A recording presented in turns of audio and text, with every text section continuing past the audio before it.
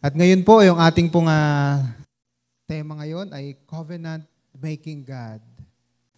So when we say covenant, ano po ba ang unang-una nyong nauunawaan sa covenant? Ano yung unang-una nyong naiisip pagdating sa covenant?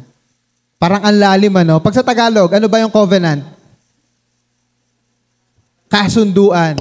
So ngayon sige, relax muna kayo dyan, differentiate muna natin. Ano ba yung difference ng covenant at promise? Actually, hindi natin nasama dito yung vow eh. Lahat sila, pwede natin silang gamitin ng pagpapalit-palitin. Pero meron silang mga magkakaiba na detalyado. Halimbawa pag sinabi nating covenant, sabi dito sa covenant, is a formal agreement or contract. Kontrata siya between two or more parties, typically binding. Pag sinabing binding, nakapalupot na sa'yo, hawak-hawak ka niya nan. Parang batas yan. Pag pumirma ka, yun na yun. Hindi ka na pwedeng tumanggi dyan. Kaya nga po, di ba, yung mga hearing ngayon sa Pogo, sa Congress, kasi may mga pirma. Yun ang kinu-question ng mga congressmen. Sabi, binding and enforceable. Pag sinabing enforceable, pag pumasok ka sa isang kasunduan, kailangan kang tumupad sa kondisyon. By law or a higher authority, dito a higher authority natin, syempre si God. So ganun po ang Panginoon, nakikipag-covenant siya. Kaya pag ang Diyos, pag sinabi natin covenant, making God, siguradong tutuparin niya po yung kanyang sinabi. Samantalang yung promise, bagamat kapareho po, kailangan din ng commitment na tuparin kung ano yung pinangako mo, kung ano yung sinabi mo. Pero ang promise without the same level of formality or legal implications. Ang vow naman, ginagamit naman siya more on sa mga intimate moment, kagaya ng kasal. Kaya nga, di ba, vow, pangako rin naman siya eh. Pero pagdating sa kasal, ginagamit natin vow na term kasi mas intimate siya. Di ba? So, lahat po yan, promise, vow, covenant, lahat merong commitment na dapat tayong tuparin. At isang bagay po na matututunan natin dito, at alam ko marami na po sa atin ang alam ito, ang ating Diyos po ay covenant-making God. The Lord is a covenant-making God, and I invite everyone na tumayo at basahin po natin itong Genesis chapter 9, verse 13. 1, 2, 3, go! Palilitawin ko sa mga ulap ang aking bahaghari, at yan ang magiging tanda ng aking pakikipagtipan sa inyo. So ano kaya ang context nito? Ano kaya ang background nito? Ito po yung ating aalamin. Let us all pray.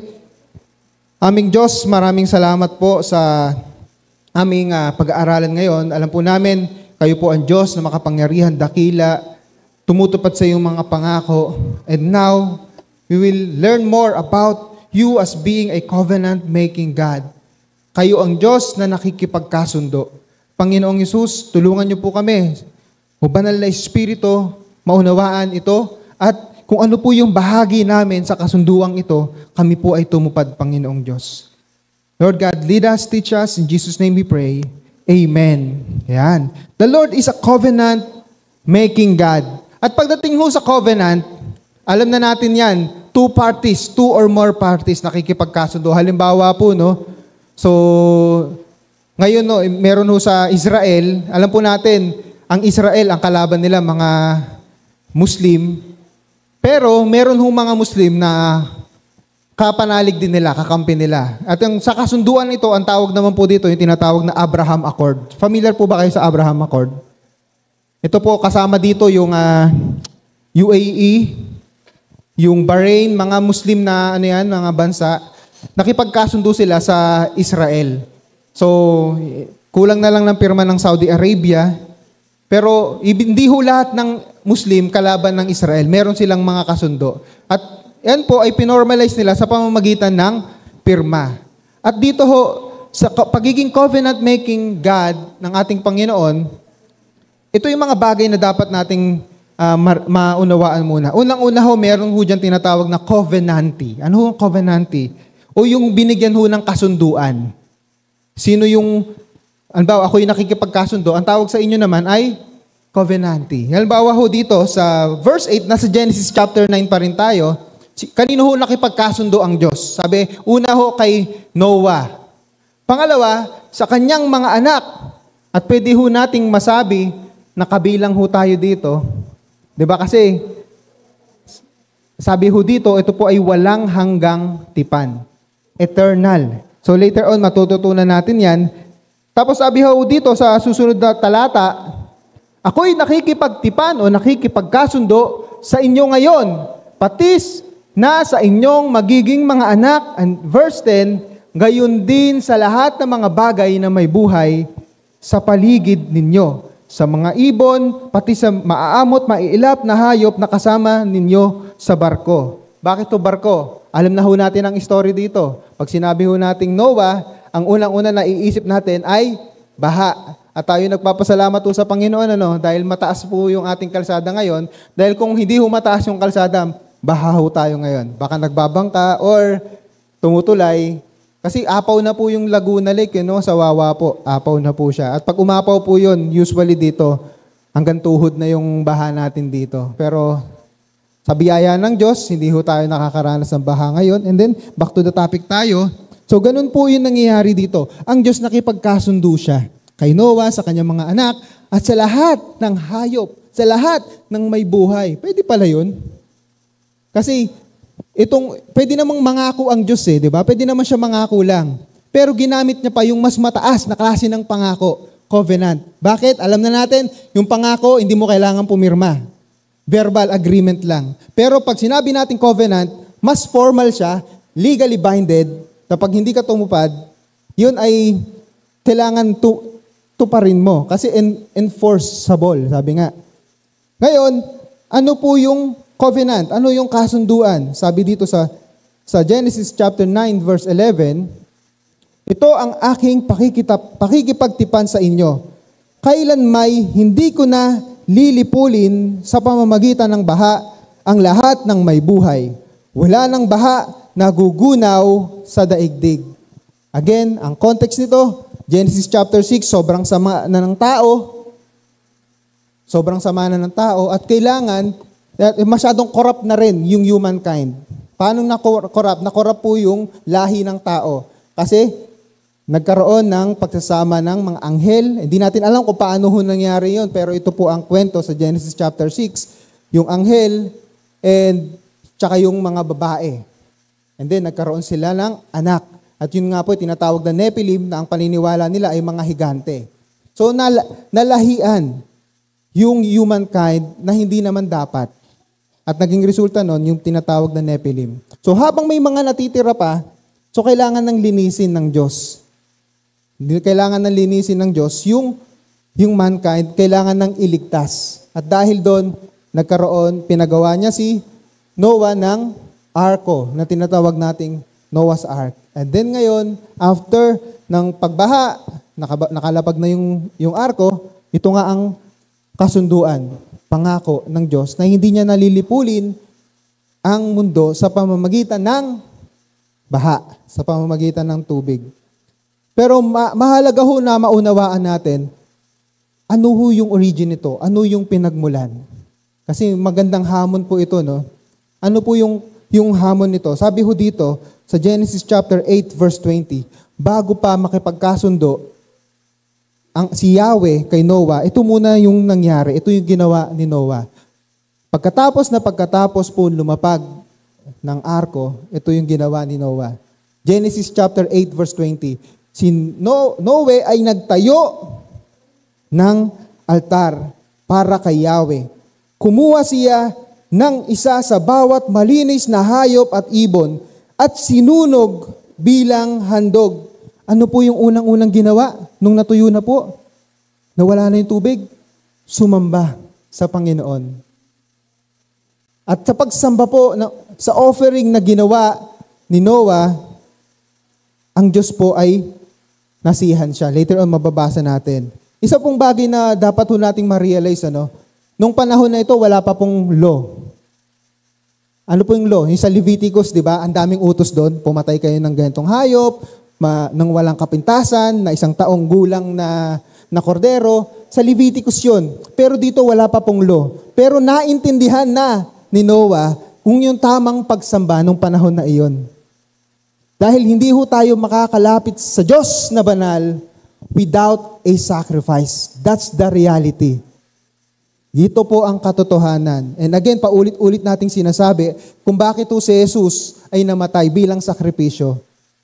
At yung sakripisyo na yun, minsan na. At kaya hindi na ho natin kailangan pumatay ng mga hayop, kagaya nung sa Leviticus. Pero si Lord Jesus Christ na, siya na yung kordero ng Diyos. John chapter 1, verse 29. So naintindihan ho ni Noah yung paano ho tayo lalapit sa Diyos. Tatandaan ho natin, sa paglapit ho natin sa Panginoong Diyos, meron tayong something na dapat na sinasakripisyo. Alam ko po, marami ho sa atin dito maaaring nahirapan na pumunta ngayon. Masarap matulog. O kaya pwede naman tayo, mababasa ako. Diba? Pwede naman eh. Pero yung pagpunta nyo pa lang po ngayong oras na ito, it's a sacrifice na, di ba? Yung biyahe nyo. At marami tayong mga kapamuso na ganyan, galing pa sa malalayong lugar, pumupunta rito. Naintindihan nila that we must offer a sacrifice of praise for the Lord. Kagaya nung sinabi nga ni David, that he will not offer na it will not cost him nothing, na hindi siya gagastos. Magastos ho talaga. Hindi lamang ho ito pananalapi, no, kundi oras. Kaya nga ang pagsamba sa Panginoon, sinasabi, with all your heart, with all your soul, with all your mind, with all your might, everything in us. And again, at dito ho, nag-offer ho si Noah. At ano po yung response ng Panginoon? Dito ho sa verse 21, nang maamoy ni Yahweh ang mabangong samyo nito, sinabi niya sa sarili, hindi ko na susumpain ang lupa dahil sa gawa ng tao, bagamat alam kong masama ang kanyang isipan, mula sa kanyang kabataan, hindi ko na lilipuling muli ang anumang may buhay kagaya ng ginawa ko ngayon. Bago po Genesis 8 to, Genesis 9 yung binasa natin kanina. So nangyari muna, nagkaroon muna ng offering si Noah. At dahil nasiyahan ng Panginoong Diyos, nagkaroon siya ng pangako. Hindi ko nalilipulin ang mundo. At yung pangako na yun, finormalize niya sa chapter 9 sa pamamagitan ng covenant, ng pinagtibay niya. Mamaya mababasa natin yon kung paano ho pinagtibay yung kasunduan na yun. Kaya dito ho napakahalaga, no? Ano man ho yung nangyayari sa atin, it is very important. Yung pagsamba ho natin sa Panginoon, huwag ho nating i-compromise. Napakahirap po nito eh. Kung kayo yung nasa kalagayan po ni Noah, 8 na lang po kayo. 8 na lang kayong nabubuhay sa mundong iyon. Wala na yung mga kaibigan nyo. Wala na yung mga kamag-anak nyo. Patay na lahat. Patay yung mga hayop. Patay na lahat. 8 na lang kayo. Magsisimula kayo ng buhay. Diba? Imbis na malungkot siya. Ba't kaya ganito yung ginawa ng Diyos? Yung nilikha niya, pinatay niya. Kasi until now, marami yung question dito sa ginawa ng Diyos. Most like, kadalasan yung mga atheist, yung kumahilig ko kayo sa mga debate, lagi nilang sinasabi, bakit na Panginoong Diyos, pumapatay siya, ganyan, ganyan. Hindi nila naiintindihan yung kinuwento natin kaninang mga implications. Pero si Noah, imbis na mag-tantrums, kami na lang yung nabubuhay dito. Wala na kami makakain, wala na mga halaman. Kasi binaha eh. Naalala ko sa Pampanga, binaha kami ng 3 buwan. Ang lalaki ng mga gabi, hindi man lang namin nailaing eh. Diba? Patay yung mga bungang kahoy. Pero ang unang-unang ginawa ni Noah, nagtayo ng altar. It is a challenge for us. After ng matinding bagyo sa buhay natin, magtayo tayo ng altar para sa Panginoon. Ang puso natin gawin nating altar para sa Panginoon. Altar ng pagsamba at pasasalamat kahit napakatinding, hindi lamang po ito problema, dilubyo po ito. Dilubyo yung nangyari. At ngayon, paano pinagtibay yung covenant na yon? Paano yung kumbaga ratified sa batas, ratified or signed, paano pinirmahan? Kumbaga, in layman's term. Genesis chapter 9, verses 12 to 16, sabi dito, sinabi pa ng Diyos, ito ang magiging palatandaan ng walang hanggang tipan. Again, sa chapter 8, nangako siya na hindi niya nalilipulin. Chapter 9, level up, naging kasunduan. At in kasunduan na ito, walang hanggang tipan. Ang sabi dito, na ginagawa ko sa inyo as sa lahat ng hayop, lahat. Dahil sa ginawa ni Noah, lahat pinagpala. Pati yung mga hayop. Ganun katindi when you please God. Yung desire na yon ni Noah na magpasalamat to please God, tayo ho ay pinagpahala din until now. Ano yung katibayan ng kasunduan na yan? Palilitawin ko sa mga ulap ang aking bahaghari. This is the first time na lumitaw ho yung rainbow. Kasi nung bago pa po magkaroon ng pagbaha, hindi ho umuulan. Nabubuhay po yung mga halaman sa pamamagitan po ng mga hamog, mga moisture. Natural po. Perfect po yung kalagayan. Mas maganda po yung kalagayan nung unang panahon. But because of the sin, nag-deteriorate, nasisira. And until now, patuloy ho nasisira ang earth. Kaya patindi ho ng patindi. Isipin nyo, Antipolo, binabaha. Cardona, binabaha. Morong, binabaha. Yung mga matataas na lugar. At yan po, hindi ho natin pwedeng isisi sa Diyos. Wala hong ibang dapat sisihin dito, tayong mga tao po.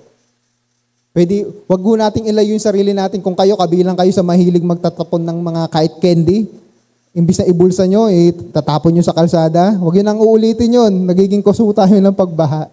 Diba? So, ito po, nagpalitaw ng rainbow, bahaghari, bilang tanda ng kasunduan. And sabi ho sa verse 16, tuwing lilitaw ang bahaghari, maaalala ko ang walang hanggang tipan na ginawa ko sa inyo at sa lahat ng may buhay sa balat ng lupa. Ito pala yung significance ng rainbow. Iintindihan na natin. Kasi, alam niyo po, ang malungkot na bagay ho ngayon, si Satanas ho, sinusubukan niya nakawin at palitan ang tunay na kahulugan at kahalagahan po ng rainbow. Sa paano hong paraan? Tingnan natin tong next slide. Siguro familiar kayo dito. Ano ho ito? Lalong-lalo tuwing June. Sikat yan. To be specific, isa pang slide. So LGBTQ. Ito yung ginagamit nila na simbolismo daw ng acceptance. Love, compassion, inclusivity, tanggap ang lahat. Parang ang ganda niyang pakinggan, but twisted, para ho sa kanilang agenda. Pero ang rainbow po, hindi yun ang tunay na kahulugan. Kung babalikan natin ang Biblia, ito po ay palatandaan ng Diyos ng kanyang walang hanggang tipan simula kay Noah and until now po sa panahon natin ngayon. Naalala ko dito, minsan, hinahanap ko to kaso hindi ko makita, hindi ko alam kung anong year. Minsan nag-post po si Pastor Joe. Diba sa Facebook, pwede kang mag-post ng mga Thanksgiving mo, tapos yung may mga iba't ibang kulay ng background. Minsan nag-post si Pastor Joe. Hinahanap ko yung ano na yun yung background niya, mga rainbow. Yan. Siguro sa mga hindi nakakaintindi, pwede nating sabihin na si Pastor Joe, he's supporting, he's supporting LGBT. Pero sa mga nakakakilala sa kanya, alam ho natin kung ano ho yung gustong palabasin ni Pastor Joe. Ang tunay na mensahe po ng rainbow is ang walang hanggang tipan ng Panginoong Diyos. Na resulta ng kanyang pag-ibig, na resulta ng nasihan siya sa offering ni Noah. Ang ating Panginoong Diyos ay nakikipagtipan at ang rainbow, yan po yung magiging paalala sa kanya. Bagamat ang ating Panginoong Diyos hindi ho nakakalimot. Actually, more on para nga sa atin to Di ba? So, iyan po ang tunay na mensahe. And ang dalangin natin, huwag magtagumpay ang dyablo na kunin sa atin, nakawin. Kasi yun naman trabaho ng dyablo magnakaw. Ninanakaw sa atin yung tunay na mensahe ng rainbow. Pwede ho natin gamitin yan. Huwag ho tayong matakot. Pero lilinawin natin, di ba? Declare natin ang pangalan ni Jesus. So, hindi ho pag meron ho sa atin nag-share ng ganyang flag, it doesn't mean na tayo ay sumusuporta sa LGBT. Kundi naiintindihan natin ang tunay na mensahe ng rainbow. This is the sign of the eternal covenant of God beginning from Noah until now to us at sa lahat ng mga hayop. Diba? Sinabi dito sa Bible, lahat ng may buhay. Kaya nga ho, ano ho yung magiging response natin? Rainbow should be a reminder to us of ang bahaghari ay dapat magsilbing paalala sa atin. Tatlong bagay ho. Unang-una ho. 1, 2, 3, go. Yan, magpapaalala sa atin ng walang hanggang kasunduan ng Diyos sa sangkatauhan. Pag sinabi hong walang hanggan, wala hong pwedeng makakasira ng kasunduan na ito. Ang pangako ng Diyos. Kaya nga ho, no, minsan kami po ay naondoy. Nasa Ezekiel Street pa kami. So lahat ho ng kama namin, inakyat na namin 3 kama, sinabit namin, tapos lahat ng mga gamit nakasabit na dun sa kama na yon. Wala na kaming maiaangat kasi isang palapag lang yun naiiyak na ako, tapos bila ako naalala. Lord, sabi nyo, hindi nyo nagugunawin ng mundo sa tubig. Wala na kaming maiaangat. Basang-basa na lahat. Kasi diba, sino ba yung mga basang-basa mula umaga hanggang gabi, basang-basa. Dahil sa ondoy na yon. Naiiyak na ako. Lahat na naikabit na namin, mababasa na, marami akong mga libro, mga ganun, nabasa, maraming mga papeles, nabasa. Pero, wala na. Pero naalala ko, Lord, sabi mo, hindi na po gugunawin ng mundo. Bahala na kayo. Kung hindi naman kami mamamatay dito. Mga papel lang yan, mga libro lang yan. Yun ang kinapitan ko, yung pangako ng Panginoong Diyos, yung walang hanggang tipan.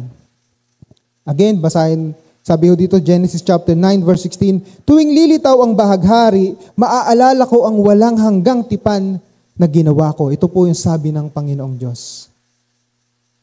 God is a covenant-making God. Ano yung implication nito? Pwede ho tayo makipagkasundo sa Diyos. Diba? Yun nga yung sabi ni Pablo sa 2 Corinthians chapter 5. Makipagkasundo na kayo sa Diyos. Yan ang sabi ni Pablo. Sa pamamagitan ni Jesus. Ang Diyos ho nakikipagkasundo. Marami hong kasunduan niya. Merong tinatawag na Abrahamic covenant, merong Davidic covenant, New covenant, marami ho yan. So marami, ang Diyos po ay nakikipagkasundo. Isang bagay na maganda ho. Kasi ang Diyos natin, relational God. Gusto niya ng relationship. Lumapit ho tayo sa Panginoon. Huwag tayong matatakot. Bagamat dapat meron tayong banal na takot, balansehin natin, magkaroon tayo ng banal na takot, pero yung banal na takot na ito, yung magpapalapit sa atin sa Panginoong Diyos. Draw near to God and He will draw near to you. God is more than willing to listen and to make a covenant with you. Actually, siya pa nga yung unang lumapit sa atin di ba? Siya yung unang lumapit. Tayo yung lumalayo, ang Diyos ang unang lumalapit. Pangalawa hong paalala sa atin, patungkol dito sa rainbow. 1, 2, 3, go! New beginning for mankind. Pag-asa at bagong simula na galing sa Diyos para ho sa sangkatauhan, ang mensahe po ng rainbow. Tingnan ho natin, binabalik natin, tinutubid natin, tinatama natin kung ano ho talaga yung ibig sabihin ng rainbow. Ito po ang layunin natin ngayon. At ito po, pag nakikita natin ang rainbow, dalawang bagay. Una ho, pag-asa. Kagaya ng kwento ko sa inyo, pag-asa. Kanina na baha na yung bahay namin. Pero pag-asa pa rin. Pangalawa ho, yung new beginning. Sabi ho dito sa Genesis chapter 7, verse 7, pumasok nga siya sa malaking barko kasama ang kanyang mga asawa, mga anak at mga manugang upang maligtas sa baha. Asan dito yung pag-asa? Yung kaligtasan. 8 lang sila. Diba? Gugunawin ng Diyos ang mundo sa pamamagitan ng tubig, pero ang proteksyon ng Diyos, pagkasama mo siya, kaya kanyang ingatan. Kaya kang ingatan ng Panginoon. At higit sa lahat, hindi lamang ho pisikal, ang pinakamahalaga yung kaluluwa natin.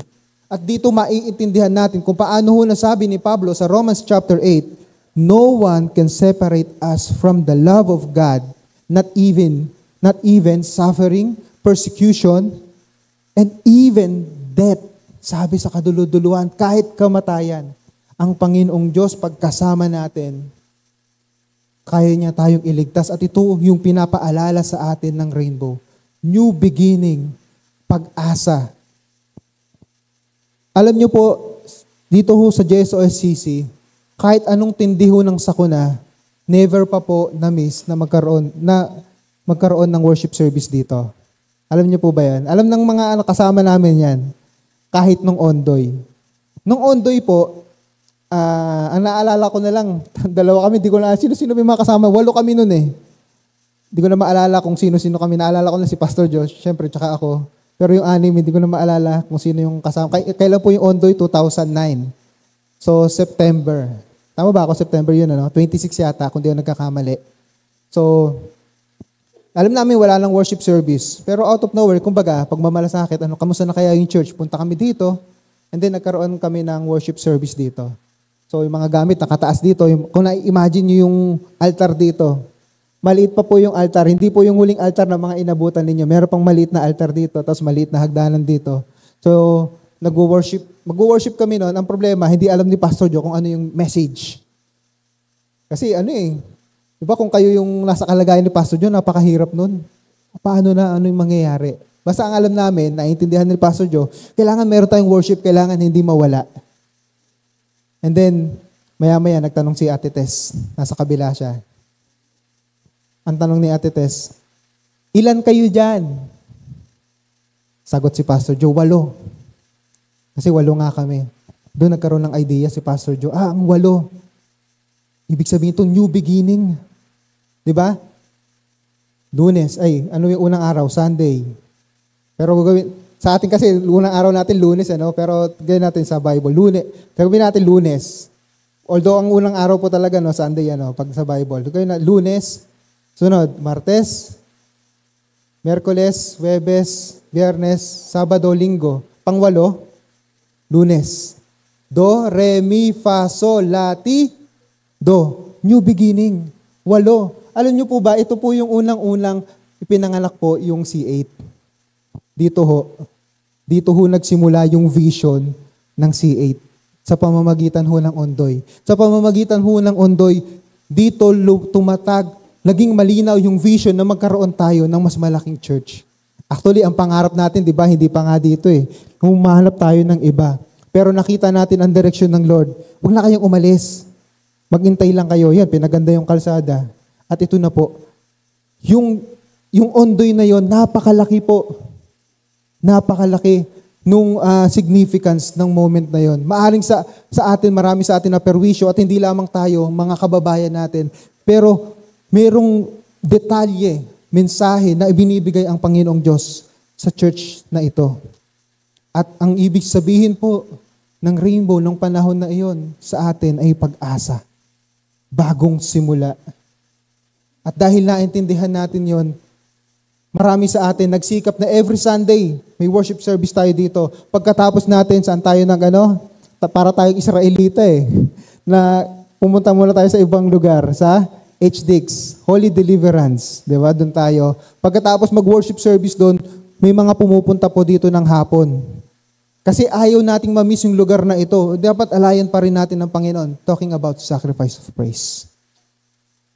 Kaya tuwing maaalala natin ang rainbow, ito po ang mensahe nito, pag-asa at bagong simula na galing sa Diyos. Kaya nga, di ba, pag yung rainbow, pag nakakanta natin yan sa lyrics, ibig positive lagi yan Ano ba yung merong rainbow na kanta, yung sa South Border? Rainbow after the rain. Hindi ko na alam. Basta alam ko meron silang kantang rainbow. Di ba? Ang laging mensahe ng rainbow, laging may bagyo. Laging may pagsubok. Pero pagkatapos ng pagsubok, yung rainbow. At ganun po, yung pinapaalala sa atin. Matinding dilubyo ang pinayagan ng Diyos, pero nagbigay siya ng rainbow bilang palatandaan ng kanyang covenant. At pangalawa, pag-asa at bagong simula. There's always a rainbow after the rain. Pangatlo isang bagay pa na dapat nating malaman, patungkol pinapaalala ng rainbow sa atin. 1, 2, 3, go! Yan. Plano ng kaligtasan para sa katauhan. Yung plano ng Diyos para tayo ay iligtas. Meron pala siyang gustong ipahayag dito. Later on, malalaman natin yon. Paano ba yung plano ng Diyos?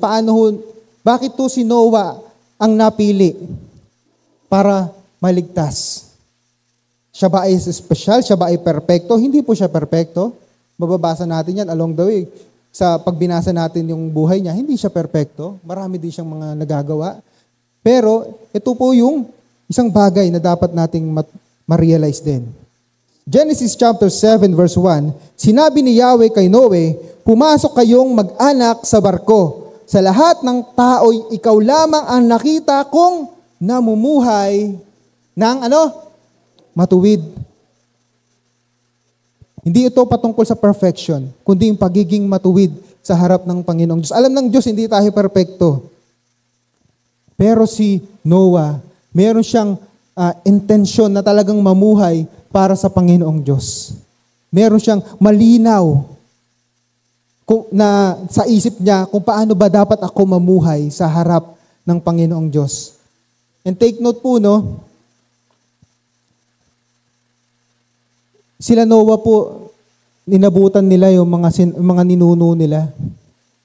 Inabutan nila. Wala akong idea kung inabutan niya sila Eva at Adan, hindi ko na-compute yung years. Pero basically, yung lifespan po nila, 900 years. 600, 700, 800, 900 years. Kaya may idea sila na kung sino ang Diyos. Kaya mababasa natin yung kanina, di ba nag-offer si Noah ng offering sa Panginoong Diyos, ng hayop, kasi may idea na sila. Kasi ang Panginoong Diyos nakikipagsalamuha pa siya nung panahon nila Eva at Adan. Pero dahil nga sa kasalanan, napalaya sila sa hardin. At dito again, balik tayo dito, yung pagiging matuwid. Unang-una, it is very important. Nasa harap ho ng Panginoong Diyos, sisikapin natin mamuhay ng matuwid. At paano po iyon later on makikita natin. And then, sabi dito sa verse 22 and 23, ang lahat ng may hininga sa ibabaw ng lupa ay namatay. Ang mga tao at mga hayop sa daigdig ay nilipol ng Diyos maliban kay Noe at sa kanyang mga kasama sa barko. Again, bakit hindi sila namatay? Dahil sa pagiging matuwid na Noe. Meron ho tayong pananagutan sa harap ng Panginoong Diyos na mamuhay ng matuwid sa Kanya. Bagamat malinaw ho na sinabi ng Panginoong Diyos, tayo ay pinalaya. Galatians chapter 5. Pero wag nating gagamitin ang kalayaan para mamuhay tayo sa kahalayan. Kailangan ho nating mamuhay ng matuwid. Ito, binigyan tayo ng idea, ng story ni Noah. Alam natin, God is gracious, God is love, but God is also a judge. He will judge us. He will judge all of us according to what we have done. At according kung paano tayo nag-response sa Kanya.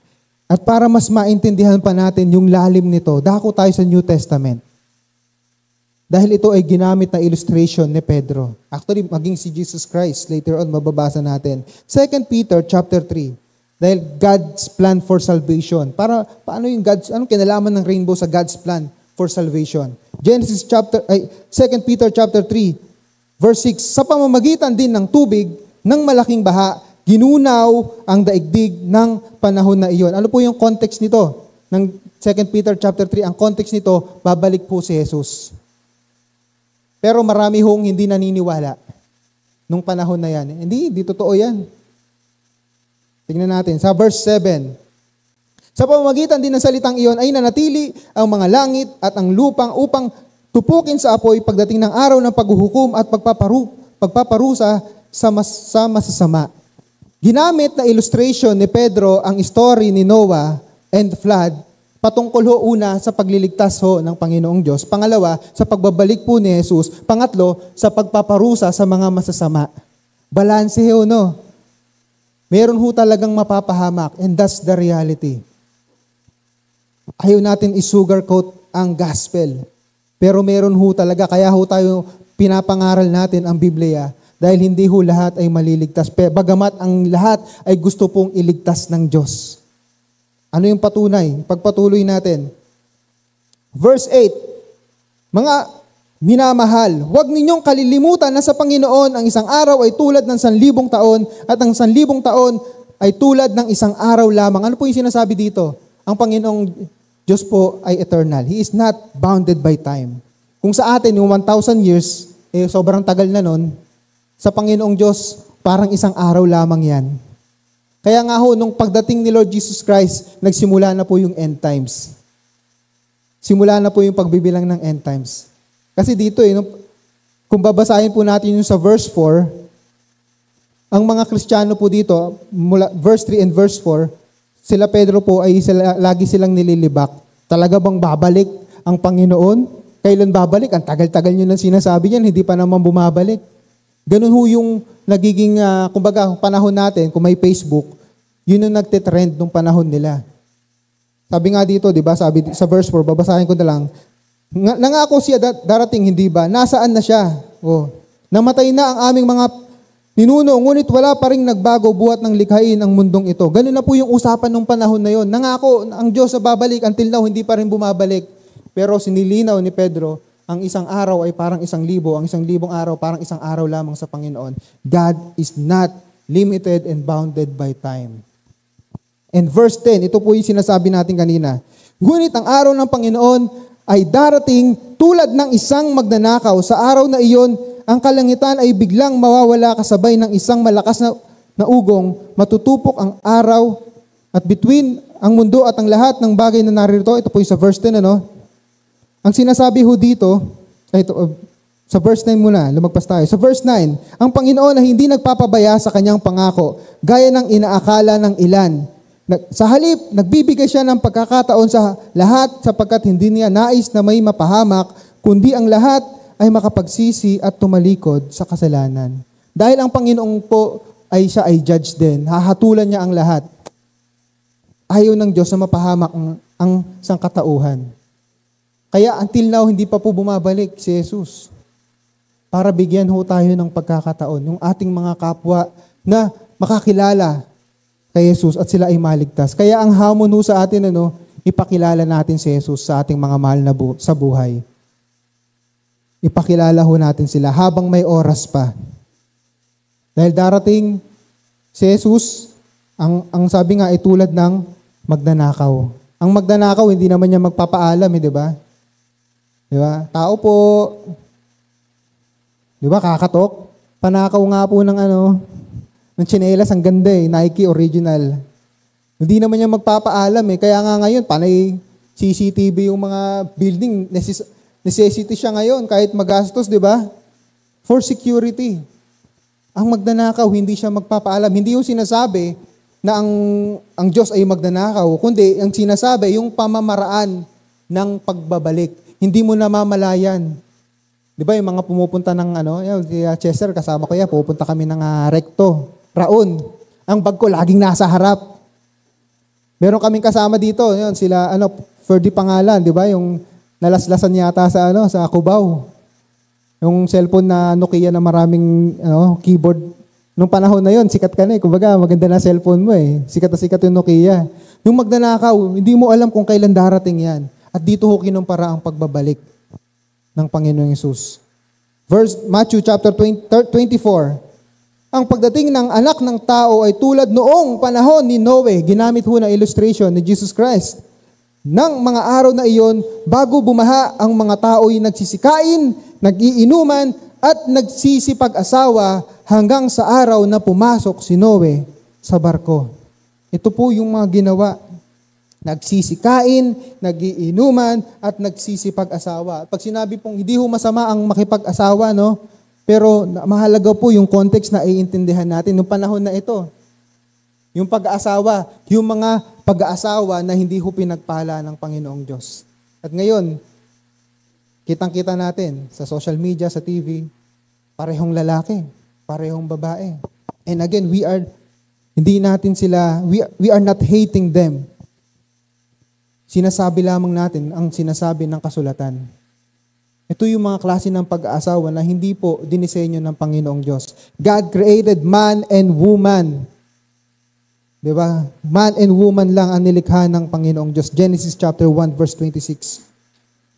Kaya nga po, yung story ho dito, sa Genesis chapter 6 hanggang 9, at ang rainbow nagpapaalala sa atin ng plano ng Diyos ng pagliligtas sa sangkatauhan. At ano yung bahagi natin sa kasunduan na iyon? Kailangan nating tumupad. Kaya nga bilang aplikasyon, fulfill our part in the covenant. Tuparin natin ang ating bahagi sa kasunduan. Yan, next slide na tayo. Yan, tuparin po natin yung ating bahagi sa kasunduan. Ano po yung magiging bahagi natin? A. 1, 2, 3, go. Mamuhay ng may kabanalan at maging makadiyos. Madalas nating nababasa, merong mga carnal Christian, sinasabi nila, merong tinatawag na nominal Christian. But if we really dig deeper to the Word of God, hindi ho kalooban ng Panginoong Diyos na magpapatuloy tayo sa pamumuhay sa kasalanan. Hindi ho kalooban ng Panginoong Diyos na mamamangka tayo sa dalawang ilog. Malinaw na sinabi ni Lord Jesus Christ, you cannot serve two masters. Hindi pwedeng faithful ka sa isa, tapos sa kabila hindi ka faithful. You love another, yung sa kabila hindi. Kailangan, hindi tayo pwedeng maging neutral. Ang pagiging Kristiyano, hindi ho every Sunday lang, kundi araw-araw, minu-minuto, sigu-segundo, hindi dapat mawala ang pagiging Kristiyano. At pag sinabing pagiging Kristiyano is not about the ceremony, rituals, it's about lifestyle. Christianity is lifestyle. Sabi mo sa katabi mo, lifestyle. Yan, lifestyle ang pagiging Kristiyano. Balikan natin yung Genesis chapter 7. Diba? Pumasok kayong mag-anak sa barko, sa lahat ng tao, ikaw lamang ang nakita kong namumuhay ng matuwid. Lifestyle, nakita ng Diyos ang lifestyle ni Noah. He is a righteous man. At yun ang dahilan kung bakit siya naligtas. Balikan natin, 2 Peter chapter 3 tayo. Tingnan natin, asan dito? 2 Peter chapter 3 verses 11 to 14, pero 11 and 14 lang basahin natin. At dahil ganito ang magiging wakas ng lahat ng bagay, mamuhay kayo ng may kabanalan at sikapin ninyong maging makadiyos. May pananagutan ho tayo na mamuhay ng may kabanalan. Hindi ho perpekto. Kaya nga sa Bible may tinatawag na sanctification.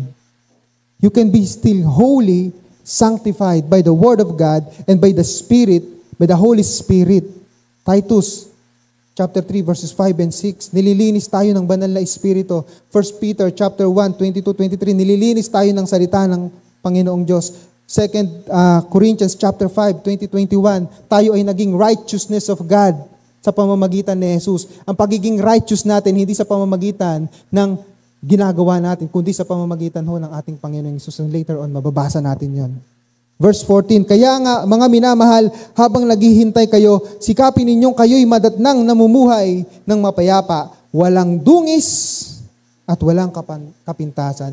Habang hinihintay natin ang pagbabalik ng ating Panginoong Jesus, kailangan ho tayong mamuhay ng walang dungis at walang kapintasan. At magagawa natin yan sa pamamagitan ng banal na Espiritu na nasa atin. Sa pamamagitan ng dugo ni Jesus na nabubo para sa atin. Pangalawang bagay, paano ho natin tutuparin yung ating bahagi sa kasunduan. 1, 2, 3, go! Grow in the grace and knowledge of Jesus Christ. Lumago sa biyaya at pagkakilala kay Jesucristo. Again, 2 Peter chapter 3 pa rin tayo, sabi sa verse 18, sa halip, patuloy kayong lumago sa kagandahang loob ng ating Panginoon at tagapagligtas na si Jesucristo at sa pagkakilala sa Kanya. Sa Kanya ang kaluwalhatian ngayon at magpakailan man. Amen. The question now is, are we growing in Christ? In terms of the grace and knowledge. Are we growing? Tanungin mo yung sarili mo. Kaya nga ho, ito yung pagsisikap natin. Sa next month, magkakaroon tayo ng discipleship lessons. And we are inviting everyone na kayo po ay sumama dito, mag-enroll na dito. Ito po, forever na ito. Hanggat hindi ho bumabalik si Lord. Yung discipleship class natin, nakacentralize na siya. Dahil layunin po natin na tuparin ito na sinasabi dito, that we must grow in the grace and knowledge of our Lord Jesus Christ. Hindi ho dapat tayo nakokontento na lang sa basic, yung foundational truth. Hebrews chapter 6 about sa pagkamatay ni Jesus, dapat lumalago tayo. Ang paglago ho ng Kristiyano, ang paglago ng iglesia, ang paglago sa pananampalataya, dapat ho hindi na lamang ito para sa pastor. Itapon na natin yung lumang kasabihan, pang pastor lang yan, hindi. So it was like rocking and rolling, the thunder and lightning. Well, and then that came up. Nung panahon na yun, lahat sila, saan man sila nadako mapunta, bakit ho lumago yung church? Dahil hindi ho sila umasa sa mga apostol. Acts chapter 8, yung mga apostol na natilo sa Jerusalem, yung mga Kristiyano napakalat sila dahil sa persecution na sinimulan ni Pablo. Saulo pa ang pangalan niya noon. Pero saan man sila dako mapunta, lumago ang iglesia. Nagkaroon ng mga Kristiyano. Hindi lang lumago ang early church because of the apostles, kundi bawat isa sa kanila, they grew in the faith and knowledge of Jesus Christ, and because of that, yung gospel umabot po sa panahon natin ngayon. Ang paglago ho sa pananampalataya kay Kristo, hindi lamang po para sa pastor, hindi lamang para sa mga church leaders, para sa bawat isang Kristiyano. Naniniwala po ba kayo doon? We must grow in the grace and knowledge of Christ. Lahat tayo, we must grow in the faith. Naiinggit tayo, ang lalim naman niya sa panalangin, ang dami niya namang alam. But ang tanong, are we doing our part? Salamat sa inyo. We must grow in the faith and knowledge of Christ. At sa pagtatapos huno, gusto ko pong i-share sa inyo to. Again, balik tayo sa rainbow. Sino nakakakilala nung building na ito? Saan yan? Parang narinig ko yung tamang sagot. Sa bahay nyo? Ito po yung tinatawag na Twin Tower. O to be specific, ito po yung tinatawag na World Trade Center. Ito po ba ay nakatayo pa ngayon? Hindi na. Ano po yung nangyari? Ganito po yung nangyari sa kanya. Yan, next slide. Next slide natin. Yan. Ito po yung nangyari. Sino yung mga pinanganak na rito ng 2000, hindi pa pinapanganak ng 2001? Marami, no? 2000 ito nangyari. Sa mga kasama nating kapamuso dito, hindi ito malilimutan. Kasi birthday po ito ni Raymark at ni Tatay Boy. 9/11, birthday nila. Yan. So ito po yung nangyari. Nagkaroon ho ng terrorist attack.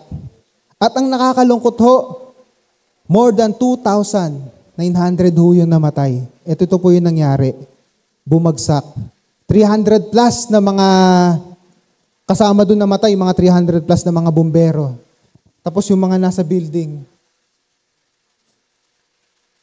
Ito po yung nangyari. At ngayon, ito na po yung itsura niya ngayon. And next slide natin. Ito yung tinatawag na ground zero. Diyan ho nakatayo yung dating World Trade Center. At yun ay nagiging tourist spot na lang. At every year, nagkakaroon ho sila ng commemoration dyan. Di ba? Parang dito, di ba? Pagka June 12, nagkakaroon ng araw ng kalayaan, yung ating mga leaders, mga politiko, nagkakaroon sila ng commemoration, flag ceremony, nagkakaroon na sila ng program. And every year ho, nagkakaroon sila ng ganyan din, pag-alala sa mga namatay, sa mga nakaligtas.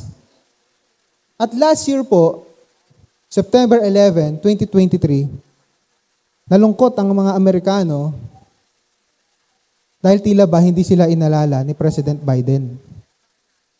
Hindi dumalo. Hindi pumunta. Usually, di ba dapat pumupunta yung pinakamataas na leader ng bansa? Hindi dumalo si President Biden sa programa na ginawa. At ito po ay naging nag-trend sa kanila to. At sinungaling pa nga na dumalo daw siya kinabukasan September 12. Pero sabi ng isang congressman, hindi naman, 9 days ka pa dumating. Na ang masakit, yung pinakamataas na tao, leader, na authority sa bansa nyo, hindi man lang nagbigay ng oras para sa araw na ito. 2,000, 2,900 plus ang namatay. Pero, ang magandang bagay dito, may binigay na mensahe ang Diyos. Nakalimutan kayo ng presidente nyo, hindi ko kayo nalimutan. Pagdating hulang hapon, ito po ang pinalitaw ng Diyos. Panoorin natin, may sa video. Ito po yung nag-trending yan. Something like that, a double rainbow, so visible. To different people, but different people, but a lot of people thought there was something very, very special about this thing. You saw that yesterday. Here in New York, the double rainbow, it appeared in New York City yesterday on the 22nd anniversary of 9/11. It happened late in the afternoon. It was a really cloudy, rainy day. You all saw it was like rocking and rolling, the thunder and lightning. Well, and then that came up. And so, wow. That's insane. Social media was flooded. People took pictures from all over town. Some rainbows just seemed to spring right out of the side of the former Twin Towers in Manhattan. I mean, you could keep watching them and watching them. It's hard not to be moved by that. I mean, and also just you see a rainbow from time to time, but something like that, a double rainbow, so visible. Clear as a bell. Everybody got the shot. It was so beautiful on that day. Wow. I do not believe in accidents.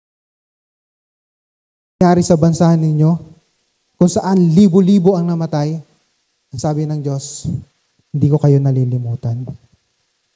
Pinaramdam ng Diyos ang kanyang presensya. I am here. At hindi lamang isa, kundi dalawang rainbow ang pinalitaw. At sa ating mga Kristiyano, naiintindihan natin kung ano ang ibig sabihin ng rainbow. This is the message of hope and new beginning na kaloob po ng Panginoong Diyos. This is the message of God's plan for salvation for mankind. At pinapaalala sa atin ng bahaghari that God is a covenant-making God. Tayo pong lahat ay tumayo. Our God is a covenant-making God. Ang Diyos po ay nakikipagkasundo. Sinabi natin kanina, marami hong kasunduan na ginawa ang Diyos sa Biblia. Genesis chapter 12, Genesis chapter 15, Abrahamic covenant. Sa Exodus, merong tinatawag na Mosaic covenant kung saan ang Diyos naman nakipagkasundo sa mga Israelita sa pamamagitan ni Moses. Sa New Testament, meron tinatawag na New Covenant. Sa Hebrews, mababasa natin. Yung New Covenant na yan, na si Jesus ang naging daan. Ang Diyos po ay nakikipagkasundo. Ang Diyos po ay tumutupad sa kasunduan. Let me remind you, mga kapamuso, the moment that we put our faith in the Lord Jesus Christ, tayo po ay nakikipagkasundo sa Diyos. Lagi nating itatatak sa isip natin yon. Kaya nga sabi natin, di ba, the day that we accepted the Lord Jesus Christ as our Lord and Savior, tinatanggap kita bilang aking Panginoon at tagapagligtas. Meron ho tayong kasunduan sa ating Panginoong Diyos. At tayo po'y tumupad. Panginoong Diyos, we worship you, Lord. Thank you so much.